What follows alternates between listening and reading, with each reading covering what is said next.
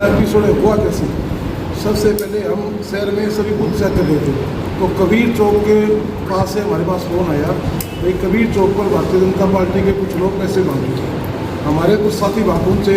उसके बाद में मैं खुद राजन मेहता और नमन केडिया हम वहाँ जब पहुँचे तो एक जो व्यक्ति पैसे बांट रहा था वो एक मोबाइल की दुकान पर उसने शटर बंद करके अपने को बंद कर दिया। दो तीन लोग जो और जिनके हाथ में पैसों के थैले थे वो मंडी में किसी दुकान पर छुप गए। हमने उसी टाइम एसडीएम को फ़ोन किया, एसडीएम ने वहाँ पुलिस फोर्स भेजी, परंतु प्रशासन जो यहाँ का सिटी एसएचओ आया उसने उन लोगों को भगाने का मौका दे दिया। जबकि हमने कहा भी एक आदमी इस दुकान में छुपा हुआ है, उन्होंने वो दुकान नहीं खोली, उसने दुकान से अंदर से बंद कर दी। वहीं से हमारे पास ये फोन आया कि जैन स्कूल का जो पोलिंग स्टेशन है वहाँ बीएलओ की सीट, हर पोलिंग स्टेशन पर बीएलओ बैठी थी। पोलिंग स्टेशन के अंदर जहाँ जो बीएलओ की सीट है वहाँ भारतीय जनता पार्टी के कार्यकर्ता बैठे हैं, बीएलओ नहीं है। उसी टाइम हम वहाँ से होते हुए बाज़ारों में से होते हुए नौरिया बाज़ार पहुँचे। नौरिया बाज़ार में गए तो वहाँ बीएलओ की सीट पर गंगाराम कपड़े वाला, एक देवेंद्र सोनी, एक दीनदयाल कंदोई एडवोकेट वहाँ तीन वो लोग उस सीट पर बैठे थे। हमने जाके कहा भी ये सरकारी सीट है, आप यहाँ कैसे बैठे?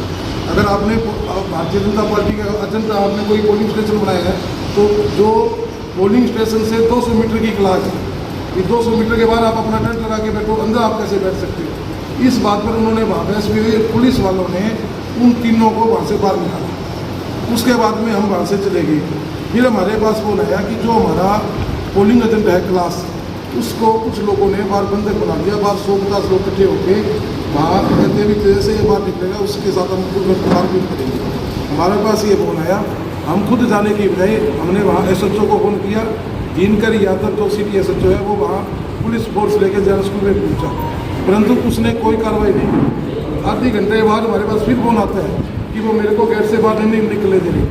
जब हम सभी साथी वहाँ पहुँचे तो वहाँ अशोक तंवर जी जो भारतीय जनता पार्टी के उम्मीदवार है, उनकी धर्मपत्नी अमित तंवर भी अपने कुछ साथियों के साथ आई हुई थी। जैसे हम वहाँ पहुँचे तो उन लोगों ने हमारे साथ बदतमीजियाँ शुरू कर दी।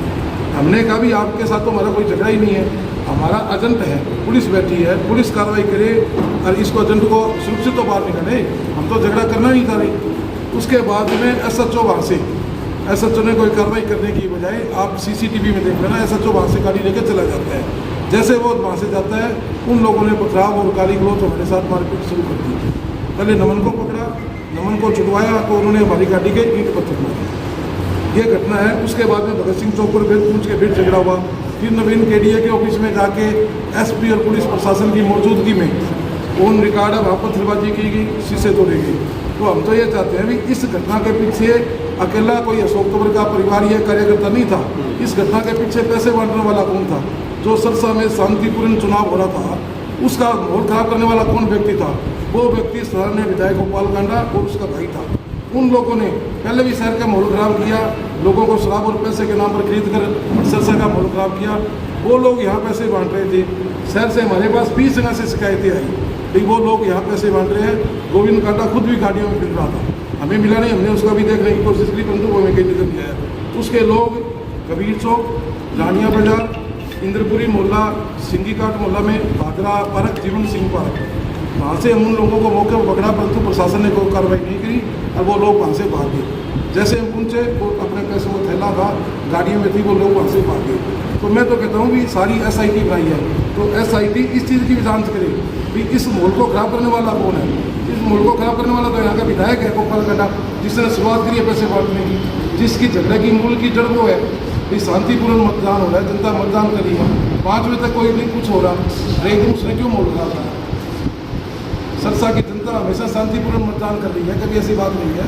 तो हमारी को देखो एसआईटी दूध का दूध और पानी का पानी करी, जो दोषी है उनके खिलाफ कार्रवाई करे, पर उस जांच में गोपाल कांडा और उसके भाई को भी शामिल करें, उन लोगों को भी शामिल करें जिन लोगों ने पैसे बांट के जो माहौल खराब किया और झगड़ा करने की कोशिश की।